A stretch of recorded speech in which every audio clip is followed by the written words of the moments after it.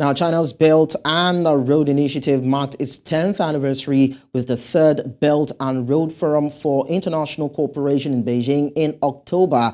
Now, the Belt and Road Initiative, called BRI, is a global infrastructure project launched by China in 2013. The initiative aims to connect Asia, Europe, and Africa through a network of roads, railways, ports, and other infrastructural projects.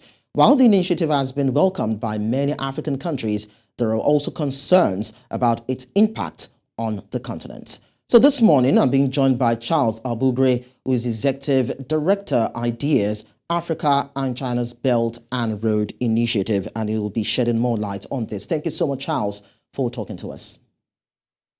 Thank you very much for having me.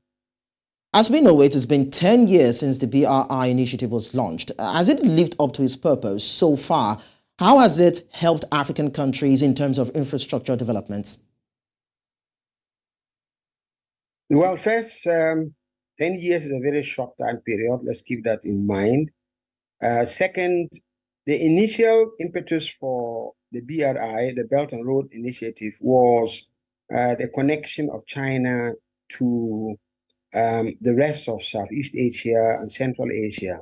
So, in line with the original Belt and Silk Road infrastructure, I think that is substantially achieved.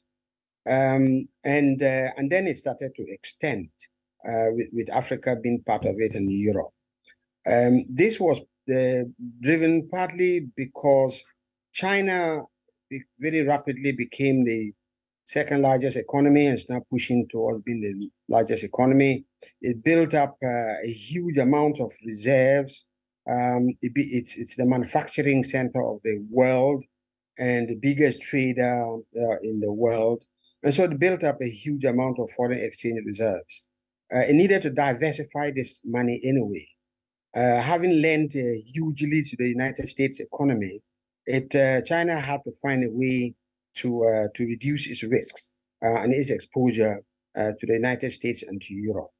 And so infrastructure development connecting the rest of the world was seen as a very logical way of getting rid of some of these reserves, at the same time building the trading comparative advantage for China and the rest of the world. Now, Africa is the least partner in this process. I think the biggest beneficiaries are the Asian countries and Europe to a large extent.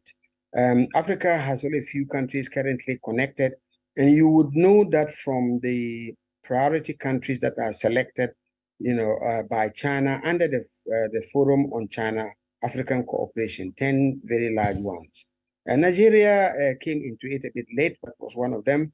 Ethiopia, Angola, Zimbabwe, South Africa are perhaps the biggest beneficiaries of the Belt and Road Initiative. So as you can see, much of the infrastructure in Ethiopia is largely built by China.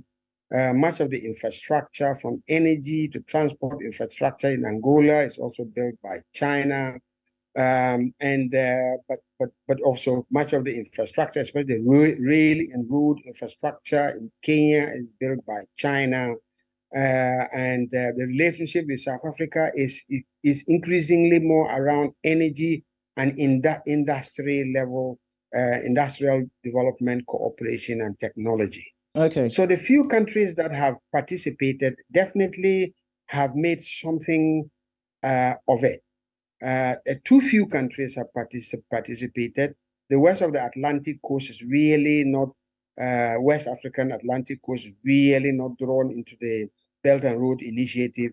North Africa, especially Egypt and Algeria, are the other two countries that have a strategic relationship with the Belt and Road Initiative.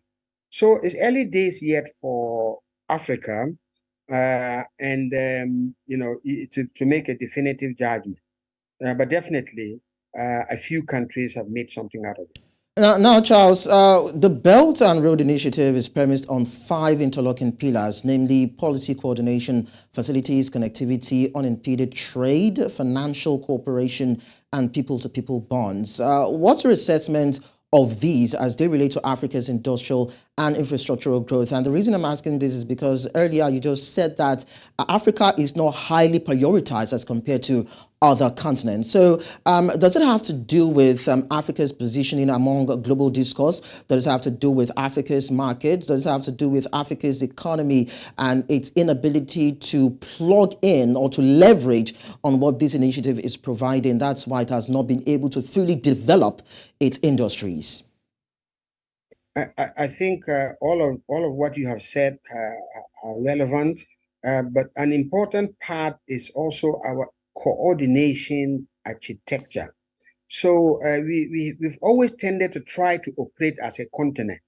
The African Union, the African Infrastructure Investment Fund, NEPA, were the structures we put together to facilitate coordination, so that we have inter-country, cross-continent infrastructure propositions, and so on. So we benefit as much as the effectiveness of these coordination mechanisms. You see it in the preparation towards the Forum for China-Africa Cooperation, and the work that has been done on both sides between the summits. And I think we could do better in our coordination mechanisms and in what we put forward. We have done the overall benefited a little bit more on the infrastructure and a bit of financing of our financial sectors, but very, very limited. Our financial sectors are really dominated by European and American banks. So the structure of the economy, the finance is not really integrated in that sense. So if we get better with our coordination mechanisms, with our forward planning mechanisms, and with our negotiating mechanisms, we can contribute to redirecting the energy from in the relationships and ensuring that we minimize the risk and benefit more. So I would say that we need to do a lot more in the structures we put together in our for the coordination of coordinating the relationship between Africa and China. Yes. Now, Charles, there have been concerns about the impact of this initiative in Africa. Some of these are said to be debt traps, which could include exploitation and the importation of Africa's labor and material, the funding of infrastructural projects on the continent that could have had negative environmental impact on the continent. There are also other issues that relate to coal-fired power plants and economic dependence on China. Now, I'd like my producer to pull up the slide that had to do with the debt that Africa had incurred to China, because some people are saying that this in some way puts Africa in a debt trap, and it makes it impossible for Africa to make strides when it comes to its economy and the interest upon payments on these debts, on these loans being made available to Africa. So what are your thoughts about these concerns? Are they rife? Are they tenable? First and foremost, the biggest debtor to China is not Africa, it's the United States of America. So the China holds nearly 30% and rising of U.S. Treasury instruments. It's almost close to $1 trillion.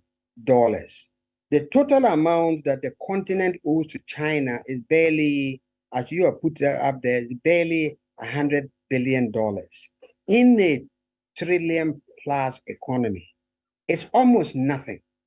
So I think that narrative about China being a source of Africa's debt trap is it's a propaganda narrative.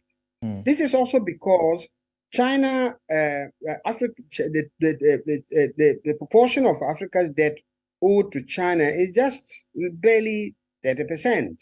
If you put the multilateral institutions put together, they are the biggest creditors to Africa. And increasingly, is the Eurobond market. If you consider those multilateral institutions mainly as Western institutions and you add their private capital markets, those to whom Africa owes money is not China. All of the debt servicing costs, the proportion of debt servicing costs to China is barely less than 20% of the total debt servicing costs of Africa's debt. So it's been overhyped. It's been a part of a narrative that's trying to prevent the continent from benefiting from China. You throw your mind back to 2008 when there was a financial crisis. I mean, China bought up most of the European banks. They rescued Lloyds, they rescued NatWest, they rescued Citibank, they rescued most of those banks.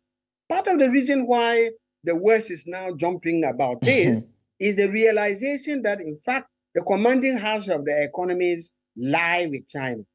And it is the reason why, in spite of the United States' threats to invade China, Janet Yellen had to go to China to basically more or less go on her knees to ask the Chinese not to dump U.S. Treasury bonds in the market. The Africans have to be careful not to get played in this way. The entry of China is not faultless. All of these creditors have their self-interest. What it happened with the arrival of China and to some extent Middle East and India is that it provided Africa with some options.